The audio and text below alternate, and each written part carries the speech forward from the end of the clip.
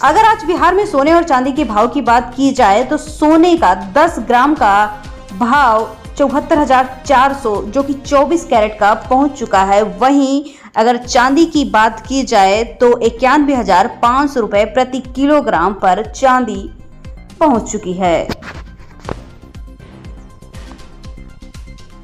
दुकानों पर नाम लिखना गलत नहीं, केंद्रीय मंत्री जीतन राम मांझी का योगी को समर्थन। केंद्रीय मंत्री और बिहार के पूर्व मुख्यमंत्री जीतन राम मांझी ने शनिवार को कहा कि कांवड़ यात्रा रोड पर दुकानों के नाम लिखे जाने का आदेश कोई गलत बात नहीं है। उत्तर प्रदेश में कांवड़ यात्रा के रूट पर दुकानों का नाम लिखने का आदेश जारी किया गया था। सियासी गरमाई के बाद अब केंद्रीय मंत्री हिंदुस्तान आवाम मोर्चा हम के संरक्षक जीतन राम मांझी ने योगी आदित्यनाथ सरकार के इस फैसले का समर्थन किया। उन्होंने कहा, यूपी पुलिस द्वारा कांवड़ यात्रा मार्ग पर दुकानों का नाम लिखने के लिए कहे जाने से उन्हें कुछ भी गलत नहीं लगता। मांझी की पार्टी हम बिहार में बीजेपी नीत गठबंधन एनडीए में शामिल है। हालांकि बिहार के सीएम नीतीश कुमार की जेडीयू और केंद्रीय मंत्री चिराग पासवान की लोजपा राम विलास पासवान समेत बीजेपी के अन्य कुछ सहयोगी दल यूपी के इस फैसले पर आपत्ति जताई है। दरभंगा के नीतीश सरकार की बड़ी सौगात, 92 करोड़ में बनेगा एयरपोर्ट जैसा बस स्टैंड, होंगी कुछ खास सुविधाएं।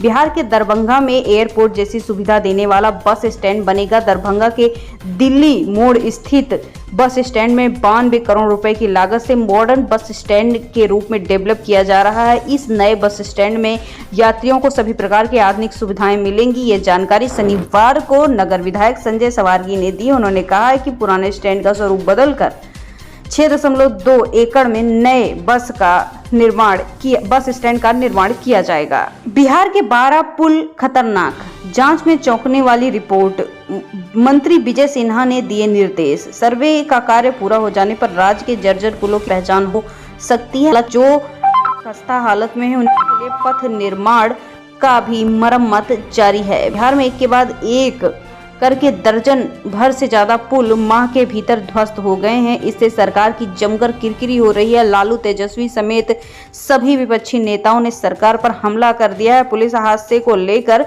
नीतीश कुमार की सरकार गंभीर है और राज्य के पुलों पर हेल्थ कार्ड बनाया जा रहा है। पुलों पर हेल्थ कार्ड बनने के लिए पुलों के ही हो रहे हैं सर्वे। कई चौंकाने वाले तथ्य सामने आए हैं। अब तक के सर्वे में 12 से अधिक पुल जर्जर पाए गए हैं। इनकी तत्काल मरम्मत की जरूरत है। अगर इनमें देरी की गई तो कोई भी अनहोनी हो सकती है, जानमाल का खतरा भी हो सकता है। पीआई की सॉल्व करने वाली बीएस छात्र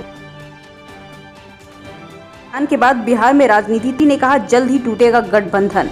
एनडीए में शामिल हिंदुस्तानी आवाम मोर्चा के अध्यक्ष केंद्रीय मंत्री जीतन राम मांझी के नीतीश कुमार को लेकर दिए गए बयान के बाद बिहार में सियासत गर्म हो गई है।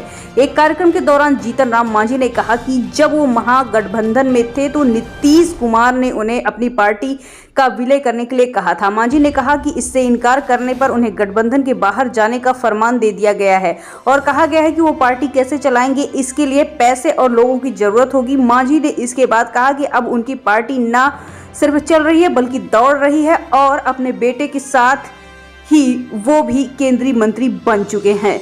अब मांझी के इसी तंज को लेकर एनडीए की सहयोगी बीजेपी और जेडीयू की प्रक्रिया सामने आ रही है। जेडीयू ने जहां कहा है कि मांझी के बयान को तोड़ मरोड़ कर पेश किया जा रहा है, वहीं बीजेपी ने कहा है कि कोई भी पार्टी बनती है तो वो चलती ही है। वही आरजेडी हमलावर भी हो गई है। बिहार में अब जीतन राम मांझी की पार्टी लेगी कश्मीर में हालात का जायजा। संतोष सुमन ने बताई 2025 तक की प्लानिंग। राष्ट्रीय जनतांत्रिक गठबंधन घटक दल और बिहार में सत्तारूढ़ हिंदुस्तानी आवाम मोर्चा अगले साल 23 फरवरी को राजधानी के ऐतिहासिक गांधी मैदान में एक रैली करेगी। इस बात की जानकारी पार्टी के अध्यक्ष और बिहार के मंत्री डॉक्टर संतोष कुमार सुमन ने शनिवार को राजधानी के श्री कृष्ण मेमोरियल हॉल में आयोजित पार्टी के अभिनंदन समारोह में दी है। बिहार के सिवान के मैरवा स्टेशन का बदलेगा नजारा। 10.61 करोड़ की लागत से होगा स्टेशन भवन का विस्तार एवं सुंदरीकरण।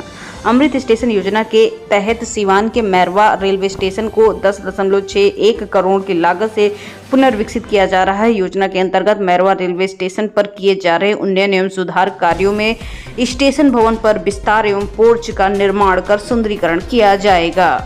वहीं बिहार सरकारी नौकरी की बात की जाए तो बिहार में सरकारी नौकरी की भरमार 40,000 रुपए प्रति माह तक मिलेगा वेतन। बिहार में इस वक्त चल रही सरकारी नौकरी की भरमार, ऐसे में जल्द कर सकते हैं आवेदन।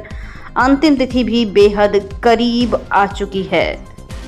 बिहार स्टेट हेल्थ सोसाइटी में कम्युनिटी हेल्थ ऑफिसर के लिए 4500 पदों पर भर्ती निकली है, जिसके लिए आवेदन प्रक्रिया 1 जुलाई से शुरू हो गई थी और आवेदन की अंतिम तिथि यानी आज खत्म हो जाएगी।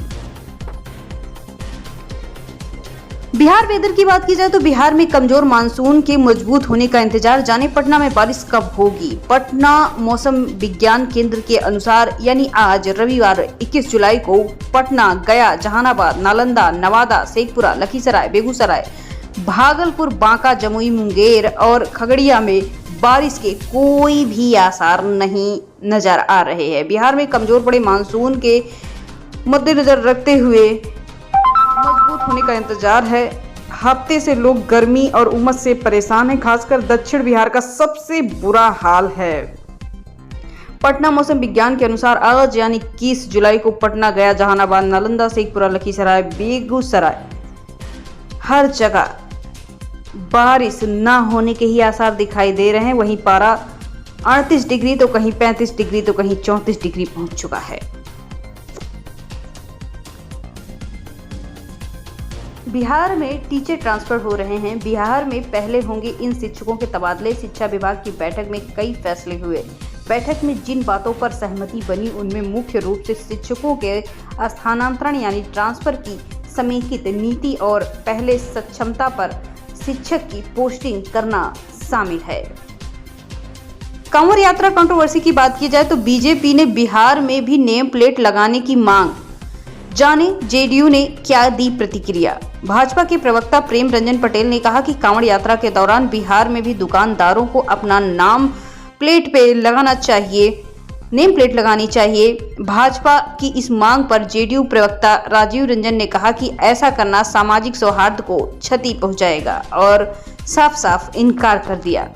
पटना हाई कोर्ट ने नाइजीरियन नागरिक को दी जमानत। अवैध रूप से भारत में किया था प्रवेश। पटना हाई कोर्ट के एक नाइजीरियन नागरिक ने अवैध रूप से भारत की सीमा पर प्रवेश करने के मामले में सुनवाई करते हुए उसे जमानत दे दी। साथ ही कोर्ट ने इस मामले को सीतामढ़ी कोर्ट के पटना स्थानांतरित करने का भी आदेश दिया। सावन में अगर आप देवघर की यात्रा करने की योजना बना रहे हैं तो आपके लिए एक अच्छी खुशखबरी है। रेलवे ने श्रावणी मेला में लगने वाली भीड़ को देखते हुए कई ट्रेनों में अतिरिक्त कोच लगाने का निर्णय किया है।